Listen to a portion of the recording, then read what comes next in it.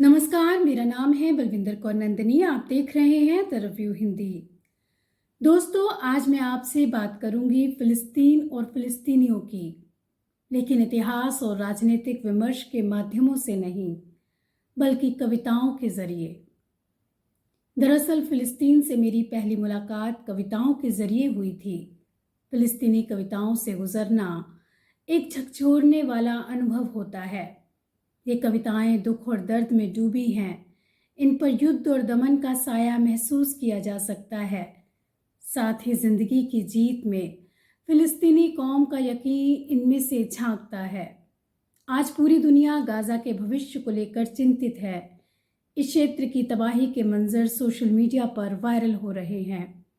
यहाँ ये स्पष्ट करना मैं ज़रूरी समझती हूँ कि इजराइल पर फिलिस्तीनी आतंकी ग्रुप हमास द्वारा किया गया 7 अक्टूबर का क्रूर हमला किसी भी तरह से जायज़ नहीं ठहराया जा सकता। इसकी जितनी भी निंदा की जाए कम है, लेकिन इसका ये मतलब नहीं है कि इस हमले की कीमत लाखों बेकसूर गाजा निवासियों को चुकानी पड़े। मैं आज आपसे एक फिलिस्तीनी कविता साझा करने जा रही हूँ।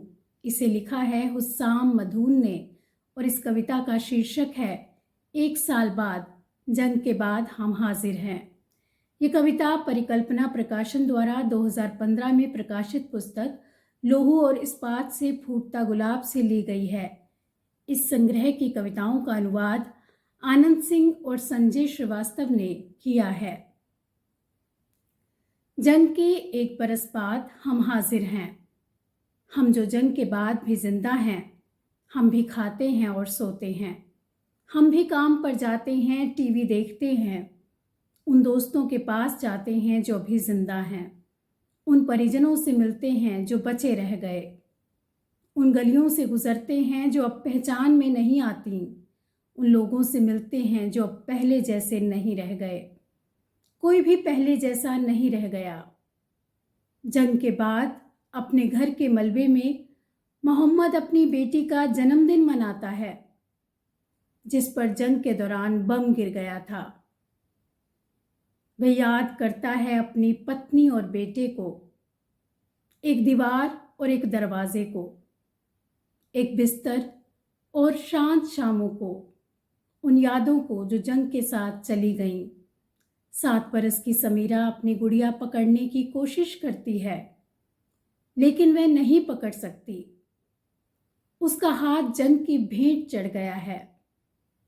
अली की माँ अभी भी 6 लोगों का खाना बनाती है। उसका शोहर उसे समझा नहीं पाता कि उसके 3 बेटे जंग के साथ ही चले गए।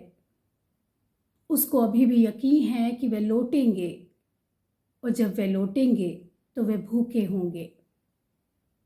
जंग के 1 बरस बाद हम अब भी चाय खाने जाते हैं और पत्ते खेलते हैं। बिना चीनी की अपनी कॉफ़ी पीते हैं, अपना हुक्का पीते हैं, अपने फेसबुक पेज पर अपनी ताज़ा सेल्फी डालते हैं। लेकिन हमारे फ़ोटो 1 बरस पहले जैसे नहीं रह गए। रोशनी के बावजूद हमारे फ़ोटो पर अंधेरा छाया रहता है। जंग के बाद कोई भी चीज़ पहले जैसी नहीं रह गई। और मेरे दोस्त, जंगें भी कई तरह की हैं, आसमान से, ज़मीन से और समुद्र से। आसमान से जंग में बमबारी हर ओर से आती है। आप ये बता नहीं सकते कि वे कब और कहाँ से आएगी, इसलिए आप छिप नहीं सकते और आप बुत बने रहते हैं मौत के इंतज़ार में, अपने चेहरे पर अजीबोगरीब जबरन मुस्कान ओढ़े। ज़मीनी जंग में भी आप नहीं जानते कि गोले कब और कहाँ से आएंगे, इसलिए एक बार फिर से आप छिप नहीं सकते और आप बुत बने रहते हैं मौत के इंतज़ार में, अपने चेहरे पर अजीबोगरीब जबरन मुस्कान ओढ़े। मेरे दोस्त, जंग बहुत अजीबोगरीब चीज़ है जिसके बारे में बता पाना बहुत मुश्किल है।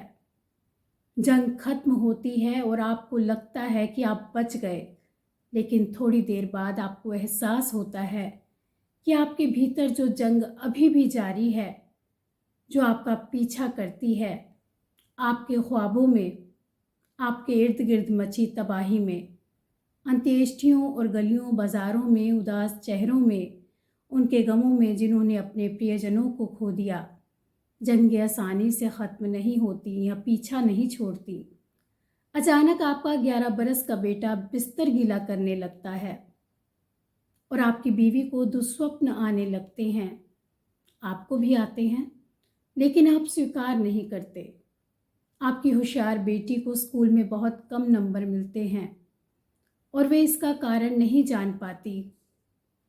अचानक आपका दयालु और अच्छा पड़ोसी अपनी बीवी और बच्चों पर दिन रात चिल्लाना शुरू कर देता है और कोई उसको रोक नहीं पाता। आपका बड़ा बेटा एक अजीब आवाज़ के साथ घबरा कर उठता है। दरवाजे पर दस्तक होती है। एक कप गिरकर चूर चूर हो जाता है। सड़क पर एक तेज़ गति की कार के पहिए आवाज़ करते हैं। जंग के बाद कुछ भी पहले जैसा नहीं रह जाता। जंग से पहले कोई भी आधे तबाह हुए घरों में नहीं रहता था या स्कूलों में पनाह नहीं लेता था।